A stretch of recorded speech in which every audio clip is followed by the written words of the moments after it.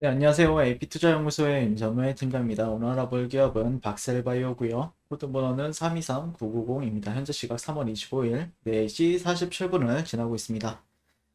전일에 이어서 리뷰를 진행하게 될 것 같은데, 좀 재밌는 게 뭐냐면은, 제가 현대바이오라는 종목이랑 박셀바이오라는 종목이랑 관심 종목에 뭐 이렇게 1, 2번으로 등록을 해놓고 있거든요. 약간 둘이 좀 반대로 놀아요. 약간 반대로 놀아가지고 어제 갑자기 장막판에 현대바이오가 막 엄청나게 올라가더니 그 다음에 그래서 오늘 좀 기대했던 무슨 오히려 기대는 현대바이오 쪽에서 많이 기대감을 가지고 있지 않았을까 박셀바이오보다는. 근데 오늘 상황을 보니까 현대바이오가 다시 하락을 하고 박셀바이오가 상승을 하고.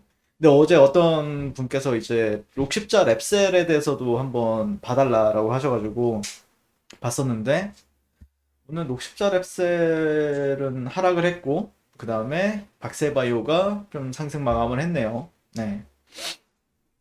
네, 연결고리가 뭐가 있나?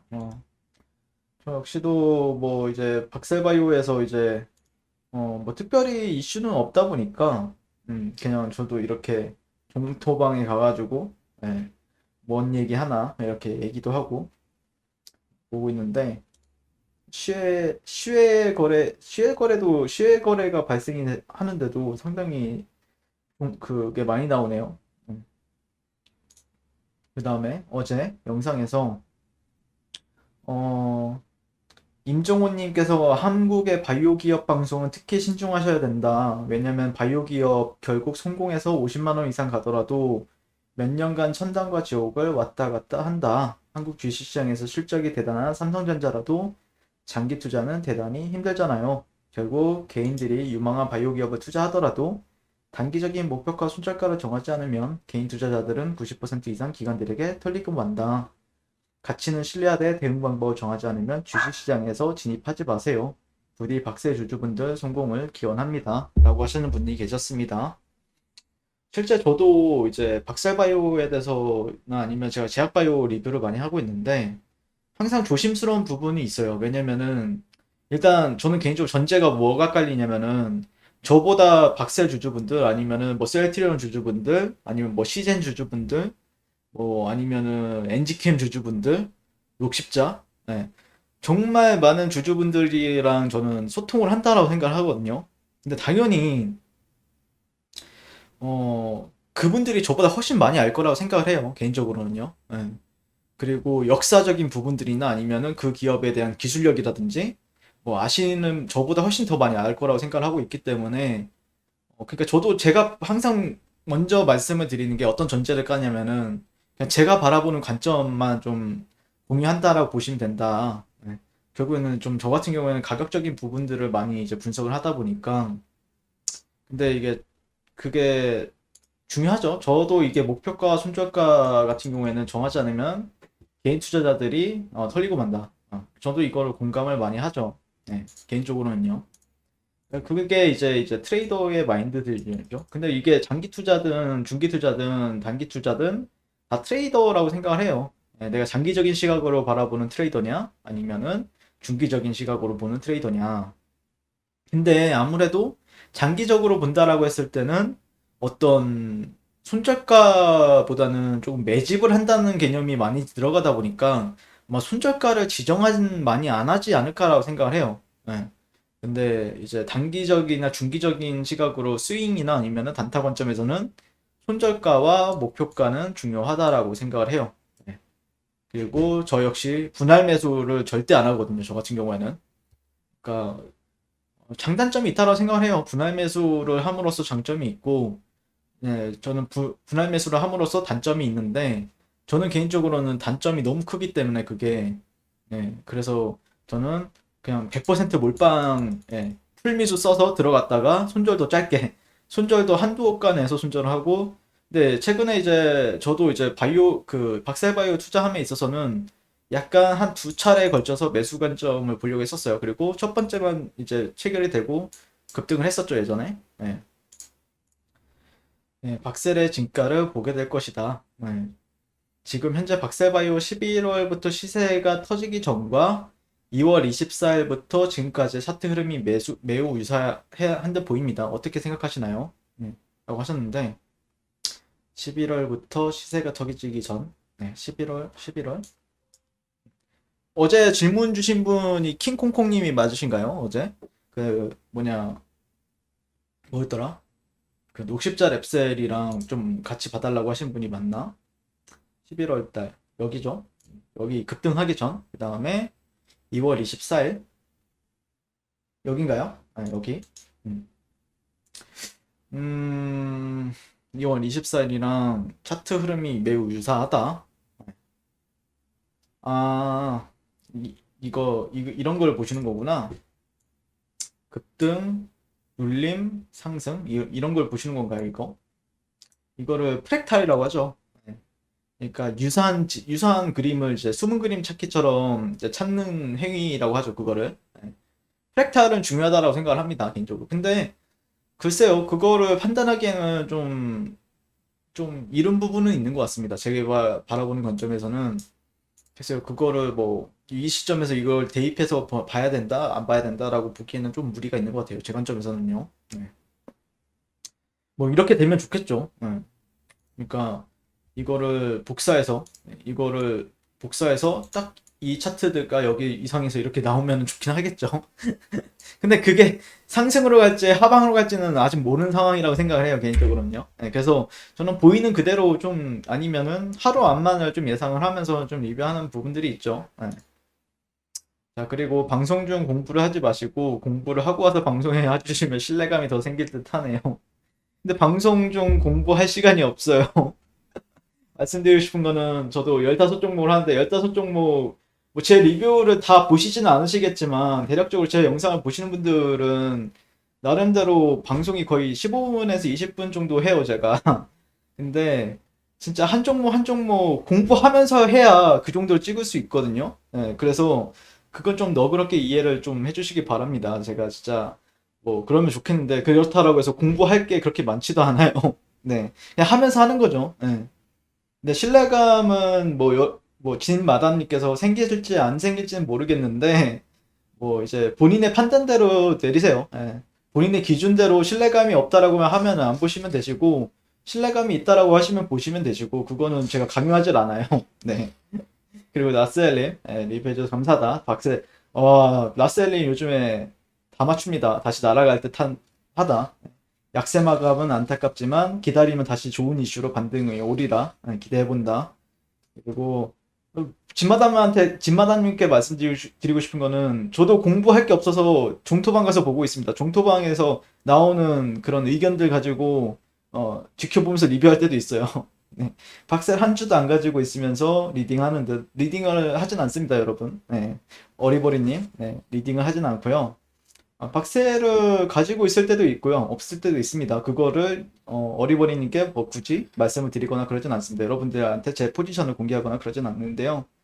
근데 매매할 종목들은 상당히 많다 보니까 그리고 요즘에는 제가 좀 바쁘다 보니까 매매를 다 좀 최근 며칠간은 안 하고 있어요. 한 이틀 정도는. 정확히 모르면 안 하는 게 좋을 듯하다. 네. 박셀 안티인데. 네. 네, 그렇다라고 합니다. 일단 박셀바이오 오늘 흐름에 있어서는 뭐 왜 급등했는지 저도 몰라요. 예, 급등한 이유는 모르겠는데 그냥 저한테 스스로한테 안타까운 건 그거예요. 저한테 제가 조금 약간 조금 뭐라 해야 될까요? 좀 제가 단점이라고 하면은 여러분도 어느 정도 느낄 거라 생각하는데 약간 공격적이에요. 제 자체가. 네, 성격이 그러니까 어떻게 보면은 조금 그러니까 제가 이 구간에서 매수 관점을 봤죠. 12점에서 12만 원에서 11.9 정도에서 매수 관점을 봤었는데 사실 이제 60분 봉이나 뭐 15분 봉 가지고 얘기했었는데 조금 더 보수적으로 봤다라고 하면은 저 같은 경우에는 또 여기서 진입 시점이라고 얘기했을 것 같아요.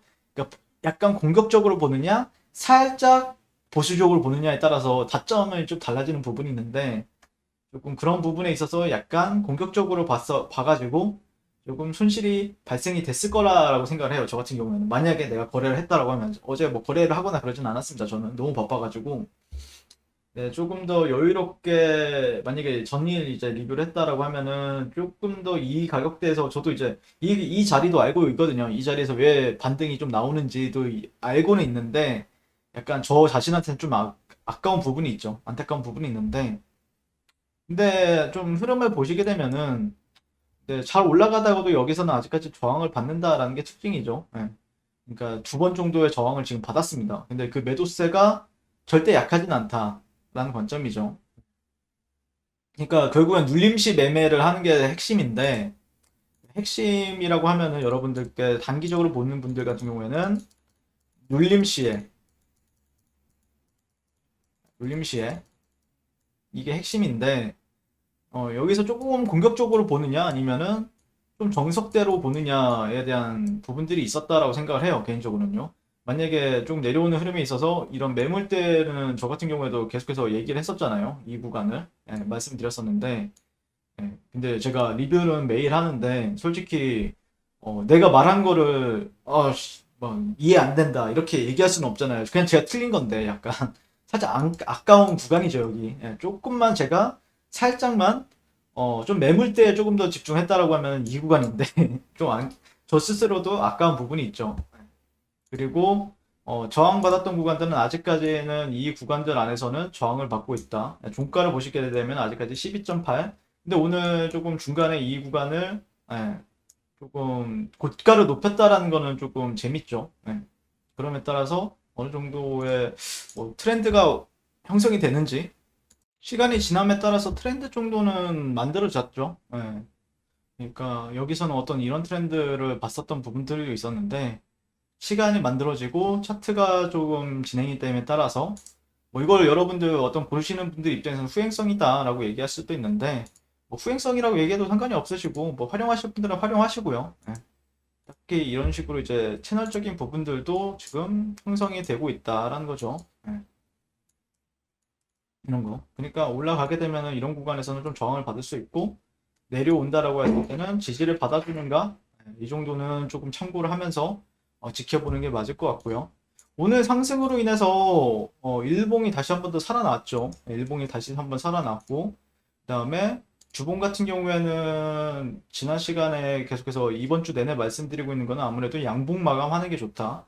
그래서 내일이 이제 종가가 완성이 되는데 아마 내일은 제가 예전에도 말씀드렸지만 방송이 진행이 될 것 같진 않아요. 그래서 그냥 여러분들이 그냥 주봉 마감이 양봉 마감 뭐 도지도 상관이 없습니다.